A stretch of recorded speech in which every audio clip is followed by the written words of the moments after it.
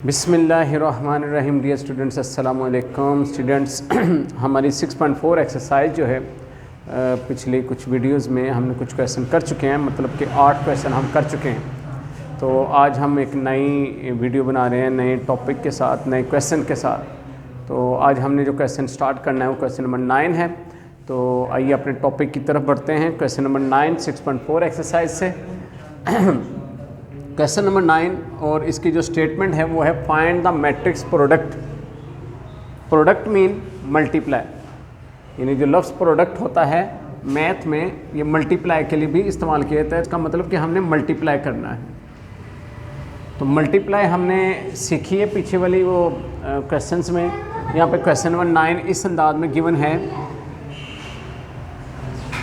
पहला मैट्रिक्स है 2 5 और सेकंड मैट्रिक्स है 1 2 -1 3। ये दो मैट्रिक्स हैं, इन दोनों को हमने आपस में मल्टीप्लाई करना है। प्रोडक्ट फाइंड करने के लिए, मल्टीप्लाई करने के लिए चेकिंग भी ज़रूरी है। लेकिन ये क्वेश्चन ऐसा है, इसकी चेकिंग ना भी की जाए तो क्वेश्चन हल हो जाता है।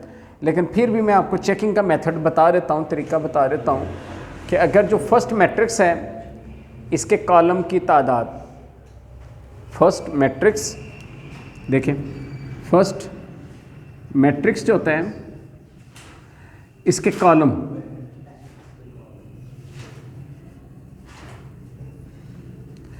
और जो सेकंड मैट्रिक्स है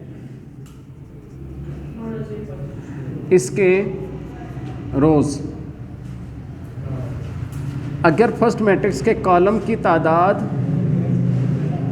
इक्वल हो सेकंड मैट्रिक्स की रो की तादाद के, तो प्रोडक्ट इज़ पॉसिबल। तो क्या होगा? Product is possible. मल्टीप्लाई करना, प्रोडक्ट करना जो है ये मुमकिन है। कब? अगर फर्स्ट मैट्रिक्स के कॉलम, अगर ये मैट्रिक्स हमारे पास इसके पास कॉलम देखें तो एक कॉलम हमारे पास ये है, एक कॉलम हमारे पास ये है, ये दो कॉलम है हमारे पास। तो इन दो कॉलम है यहाँ पे। और जबकि सेकंड मैट्रिक्स देखें तो इसकी रोज़ देखनी है, एक रो ये है और एक रो ये है।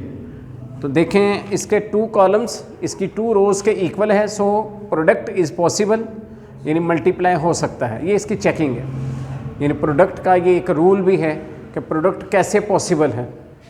तो मैट्रिक्स की प्रोडक्ट पॉसिबल है if number of rows of first matrix, number of columns of first matrix is equal to number of rows of second matrix, then product is possible. So अब इन दोनों को हम मल्टीप्लाई कर लेते हैं। तो मल्टीप्लाई तो हमने पीछे कितने क्वेश्चन करके आए हैं और बड़े टफ और अच्छे लॉन्ग क्वेश्चन करके आए हैं। तो छोटे छोटे क्वेश्चन हैं। रो को कॉलम से मल्टीप्लाई करते हैं, रो को कॉलम से। 2 को 1 से मल्टीप्लाई करेंगे, 2 multiply by 1 plus 5 multiply by 2। ये मैंने फर्स्ट ये रो को फर्स्ट कॉलम के साथ मल्टीप्लाई कर दिए। अब इसी रो को इस कॉलम से मल्टीप्लाई करना है। अब सवाल ये पैदा होता है कि नीचे लिखना है कि आगे लिखना है। ये अब सवाल पैदा होता है कि इसी रो को हमने इस कॉलम से, सेकंड कॉलम से मल्टीप्लाई करना है, क्या इसके नीचे लिखा जाए या इसके आगे लिखा जाए। तो ये जो कंडीशन है, चूंकि इसी रो को हमने इससे मल्टीप्लाई किया, ये लिखा, इसी रो को जब हम सेकंड कॉलम से करते हैं तो इसके आगे लिखते हैं, तो ये आगे लिखा जाएगा। यानी 2 multiply by -1 plus 5 multiply by 3। तो अब इनको मल्टीप्लाई कर लेते हैं। 2 1 ज़ा 2 प्लस 5 2 ज़ा 10, 2 1 ज़ा 2, ये माइनस का 2 होगा, प्लस 5 3 ज़ा 15। तो 2 और 10 प्लस किए तो 12 और 15 में से 2 माइनस किए तो 13। तो इस तरह 12 एंड 13 जो है ये आपका इस प्रोडक्ट का आंसर आ गया। इस तरह ये एक छोटा सा क्वेश्चन था, ये कंप्लीट हो गया। क्वेश्चन नंबर 10 जो है ये देखते हैं इसी के आगे।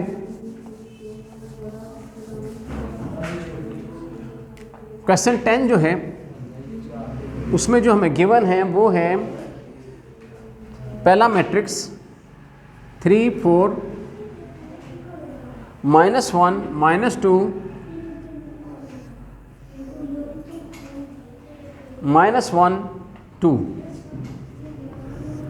अब यहाँ पे ये हमारे पास कंडीशन है। अब पहले यहाँ पे तो एक रो और ये 2 कॉलम की कंडीशन यहाँ पे थी, यहाँ पे अब 2 कॉलम और यहाँ पे रो देखें तो रो भी 2 हैं बहरहाल।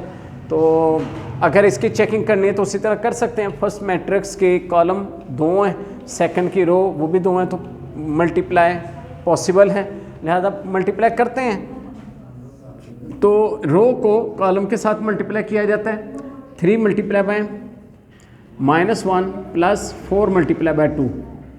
यह फर्स्ट रो ने कॉलम के साथ मल्टीप्लाई, इधर एक ही कॉलम है, फर्स्ट रो ने कॉलम के साथ मल्टीप्लाई कर ली।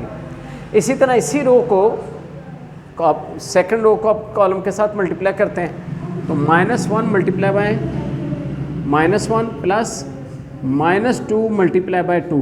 अब मैंने इसको ज़रा ब्रैकेट में लिख लिया क्योंकि प्लस का साइन मौजूद था, तो अगर मैं डायरेक्ट माइनस भी लगा देता तो प्लस माइनस माइनस 2 साइन आ जाते। तो अब इनको मल्टीप्लाई कर लेते हैं। 3 1 3 -3 आ गया, प्लस 4 2 8। इसी तरह 1 1 1 प्लस का 1 आएगा, प्लस लगाएं या ना लगाएं होता है, बारह लगा दिया मैंने। और प्लस माइनस माइनस 2 2 4, ये आपके पास आ गया। अब आप क्या करें, 8 में से 3 माइनस करेंगे 5 आ गया, और -4 + 1 -3 आ गया। तो इस तरह जो है ये वाला क्वेश्चन भी आपका मुकम्मल हो गया। ठीक है,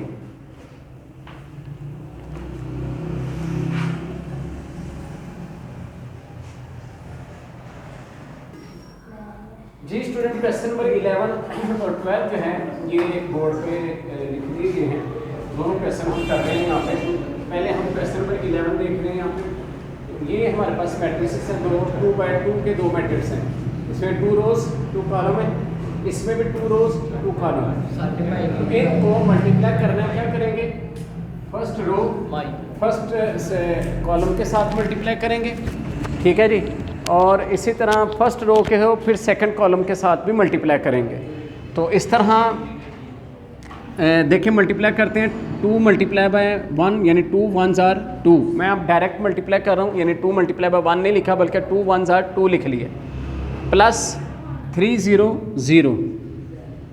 अब इसके साथ चूंकि माइनस था तो 0 के साथ मल्टीप्लाई करके 0 हो गया। 0 के साथ माइनस प्लस लगाना जो है ये कोई इसका इशू नहीं होता है, कोई फ़र्क नहीं पड़ता, 0 न्यूट्रल होता है, इसलिए मैंने उसके साथ कोई माइनस नहीं लगाया, प्लस लगा दिया। इसी रो को सेकंड कॉलम से मल्टीप्लाई करते हैं। 2 1s are 2 -2 आ गया, प्लस 3 2s are 6, और माइनस माइनस प्लस, तो प्लस ऑलरेडी लगा हुआ है। फिर इसी तरह सेकंड रो को भी दोनों कॉलम से मल्टीप्लाई करेंगे। 1 मल्टीप्लाई बाय 1 1 आ गया, 2 मल्टीप्लाई बाय 0 0 आ गया।